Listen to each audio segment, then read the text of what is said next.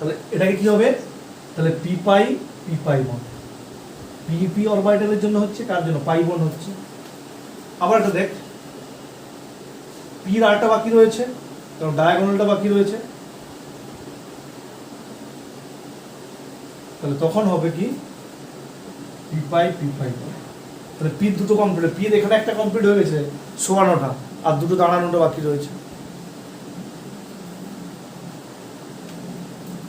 আচ্ছা, তাহলে এটা হলো পিপি। এবার দেখ ডির ক্ষেত্রে, মানে দেখ তোদের এটা আগে জানতে হবে, পির হচ্ছে তিনটে ছবি, এটা একটা, এটা একটা, এটা একটা পির ক্ষেত্রে, আর ডির পাঁচটা ছবি। ডির পাঁচটা ছবি মনে আছে?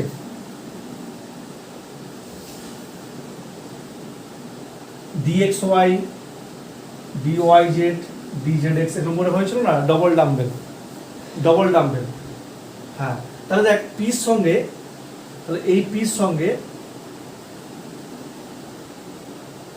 এই ডবল ডাম্বেল আসবে, কি হবে,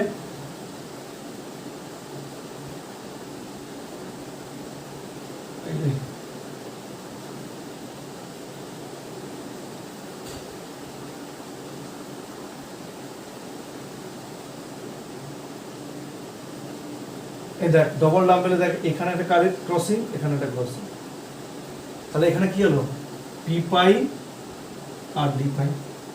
তাহলে পাই বন্ড কিসে কিসে হলো, পিপি পাই বন্ড হতে পারে, পিপি পাই বন্ড হতে পারে ডায়াগোনালি, আর পিডি পাই বন্ড হতে পারে। আর একটা কি হতে পারে, আর একটা হতে পারে ডিডি।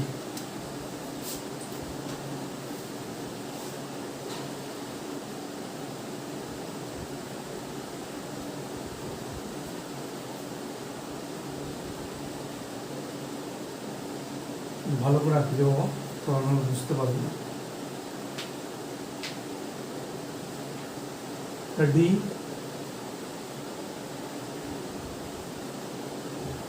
ডি, তাহলে কি হবে,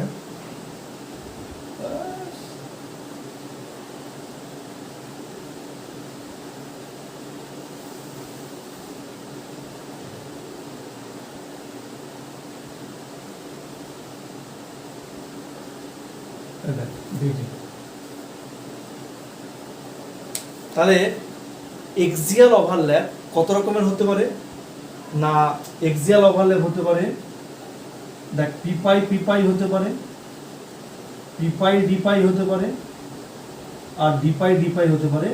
এই ওভারল্যাপগুলোর জন্য পাই, যেগুলো দেখবি দাঁড়িয়ে দাঁড়িয়ে বন্ড হচ্ছে সেগুলোকে বলছে পাই বন্ড, আর যেগুলো শুয়ে শুয়ে হচ্ছে সেগুলো হচ্ছে তোর সিগমা বন্ড। এই দেখ এরকম যদি হয় পাই বন্ড, এরকম যদি হয় সিগমা বন্ড। সিমরান ছবিগুলো বুঝতে পারছিস?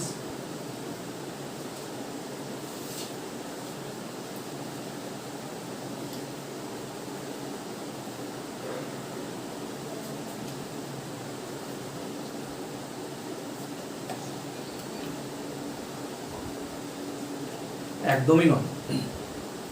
কেন করবে অবন্তিকা ভাব, এটা যদি এক্সিয়াল হয় শুয়ে দে, এই তো এর নোডের সঙ্গে এর নোড কানেকশন হয়ে যাবে, নোড কানেকশন হলে সিগমা বন্ড হবে কি করে, এটাই তো হেড। তাহলে কানেকশন যখন হেড নেবে তবে গিয়ে সিগমা, কানেকশন যখন দাঁড়িয়ে দাঁড়িয়ে নেবে, কারণ বন্ড কোথায় হবে, এই তো ইলেকট্রনের সাপেক্ষে ইলেকট্রনে, এখানে ইলেকট্রন রয়েছে, এখানে একটা ইলেকট্রন, তাই জন্য এই বন্ডটা হবে কি পাই বন্ড। ইলেকট্রন যদি এখানে থাকতো তাহলে হতো। অনুষ্কা বুঝতে পারছিস? অনুষ্কা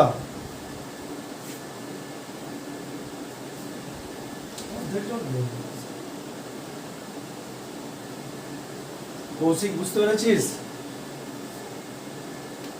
তাহলে পাই বন্ড কিসের জন্য হলো, দুটো পাই যারা দাঁড়িয়ে রয়েছে, পি পাই, একটা পি পাই ডি পাই, আর ডি পাই।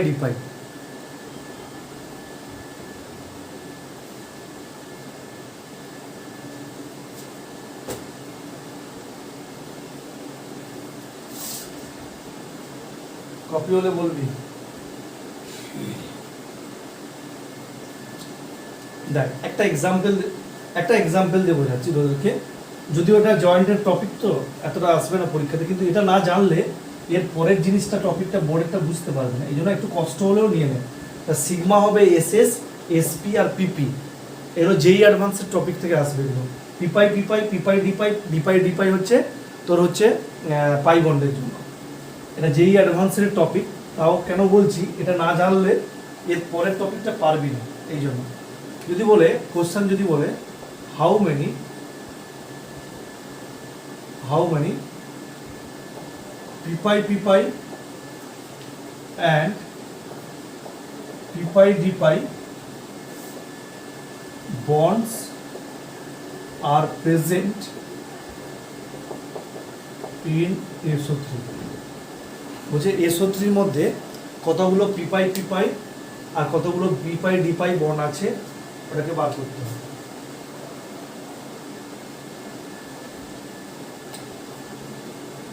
আমি কোশ্চেনটা দেখ, আমি বোঝানোর চেষ্টা করছি, টাপ নেভাবে নিবি না, কিন্তু এইটা জানতে হবে, এই ডান দিকেটা জানলেই হবে। যেহেতু আমি বলেছি একটা এক্সাম্পল দিয়ে বোঝাই, তোদের যদি ইন্টারেস্ট আসে দেখ।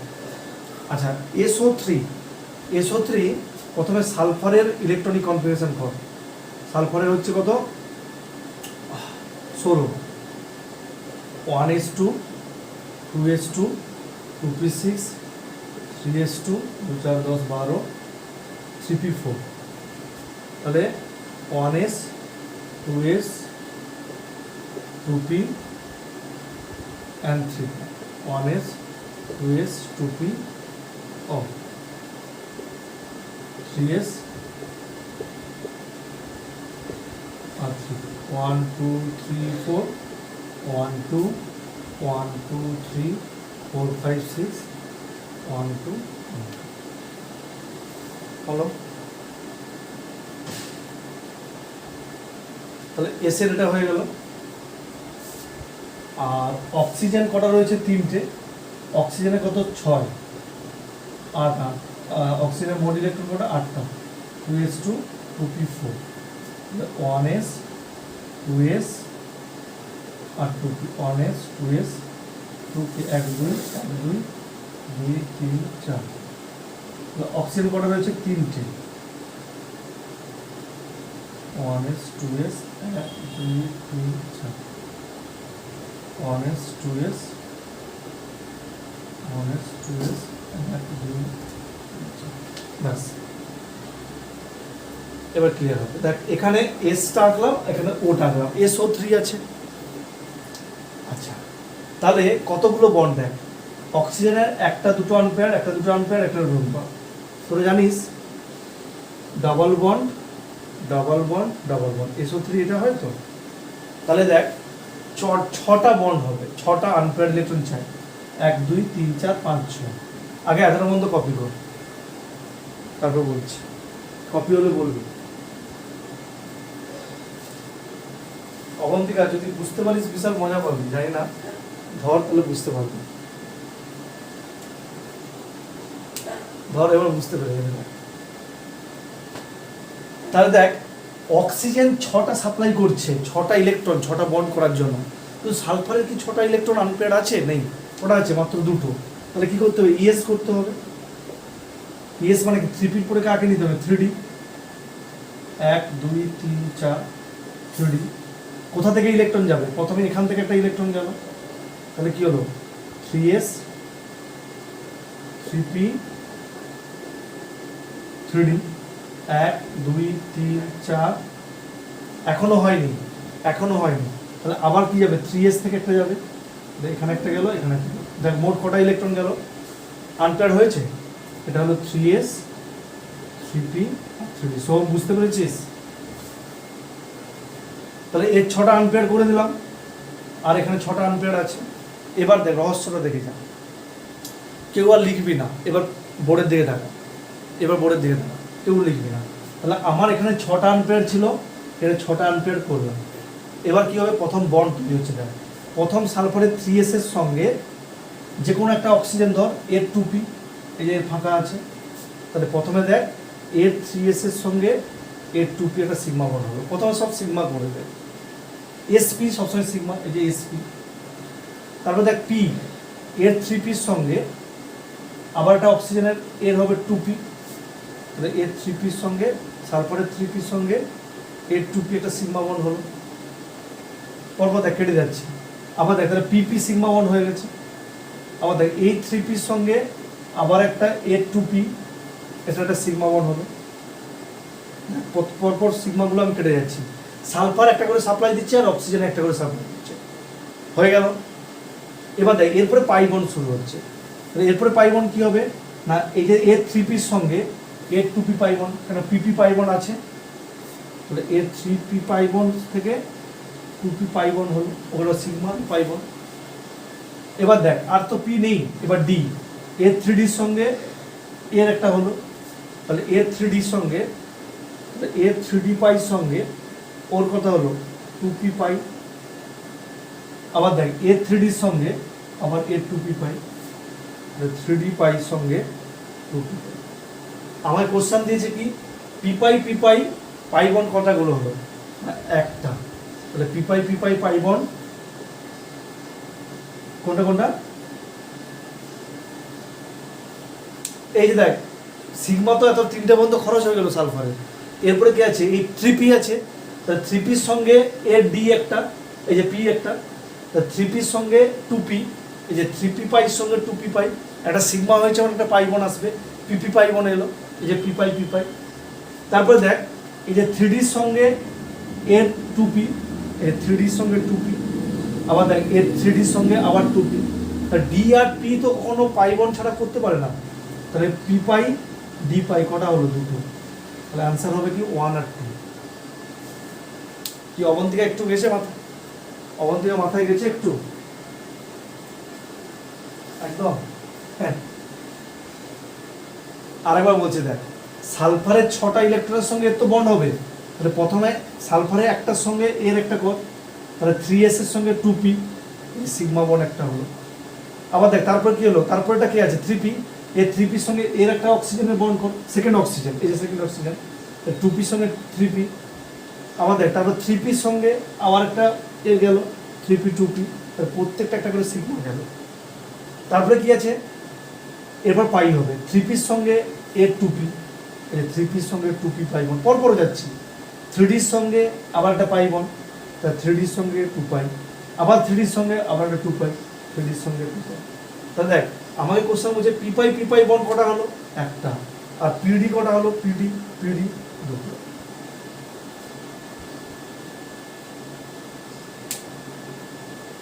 আচ্ছা সালফার এক্সেন্ট্রেটেড কেন করলাম, স্বস্তিক কেন করলাম, না সালফারের ভ্যালেন্স সেলে কটা ইলেকট্রন আছে দেখ, 3s, হ্যাঁ ওটা ভ্যালেন্স সেল বোঝাটা মুশকিল একটু, 3s আর 3p কটা রয়েছে, 1 2 3 4, ভালো করে বুঝবি কেন আমি এক্সাইটেড করলাম, না এর তো কটা বন্ড আছে, 1 2 3 4 5 6, 6টা ইলেকট্রন আনপেয়ার চাই সালফারের, অক্সিজেন তো আনপেয়ার দিয়েছে একটা করে, কিন্তু সালফারের তো নেই, কটা আছে, দুটো আছে, তার জন্য 3d হেল্প নিলাম, 3d, তাহলে এখান থেকে একটা ইলেকট্রন চলে গেল, তাহলে এখানে গেল, তাহলে এখানে কটা হলো 1 2 3 4 5, আবার একটা এখান থেকে যাবে, তাহলে মোট 6টা, 1 2 3 4 5 6। এবার এই 6টার সঙ্গে এর রিলেশন,